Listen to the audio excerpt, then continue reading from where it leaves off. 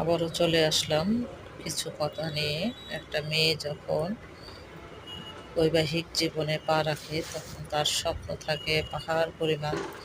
সে সুন্দর একটা স্বপ্ন নিয়ে সংসার জীবনে পা রাখে শ্বশুরবাড়িতে, স্বামীর সংসারে।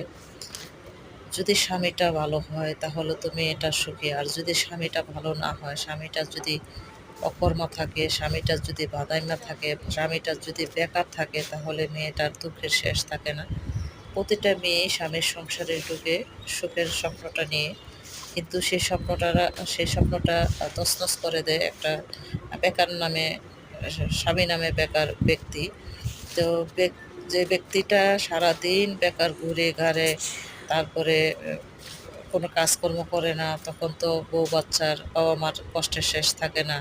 তো প্রতিটা পুরুষের বিয়ের আগে ভাবা উচিত যে একটা মেয়ে যখন সংসারে আসবে তাকে সে কতটুকু সম্মান দিতে পারবে, কতটুকু সে সুখী করতে পারবে, কতটুকু নিজে পরিশ্রম করতে পারবে। প্রতিটা পুরুষেরই উচিত, প্রত্যেকটা পুরুষ যদি জ্ঞান থাকে, সুস্থ থাকে, তাহলে অবশ্যই সে ঠিকঠাক মতো রোজগার করবে, ইনকাম করবে তার যোগ্যতা অনুযায়ী। তো প্রত্যেকটা পুরুষের যোগ্যতা অর্জন করা উচিত, আর সেই যোগ্যতা অনুযায়ী তার ইনকাম করা উচিত। যদি সেই পুরুষটা যদি বেকার থাকে, যদি বাদাইম্মা হয়, জায়গায় জায়গায় ঘুরে ঘুরে সময় কাটায়, তাহলে তো বউদের কোনো মানে দুঃখের শেষ থাকে না। আর এইসব পুরুষগুলা বউদেরকে কষ্ট দিতে পছন্দ করে, তাদের ভরণ পোষণের দায়িত্ব পালন করতে পারে না। একটা ওষুধ পর্যন্ত পুরুষরা যদি কিনে না দিতে পারে, বছরে যদি 2টা কাপড় না দিতে পারে, এসব পুরুষদের কঠিন শাস্তি হওয়া উচিত আমি মনে করি।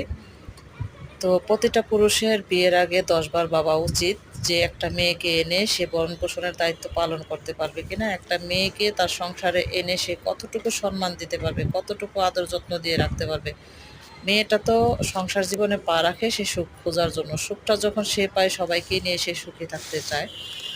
আর যখন মেয়েটা দিনের পর দিন এরকম বেকার জামাইয়ের কাছে থাকে, এরকম বাদাইম্মা জামাইয়ের কাছে থাকে, তখন মেয়েদের দুঃখের শেষ থাকে না। তখন মেয়েটা আস্তে আস্তে হতাশাগ্রস্ত হয়ে যায়, খিটখিটে মেজাজের হয়ে যায়, অল্পতেই রেগে যায় মেয়েটা।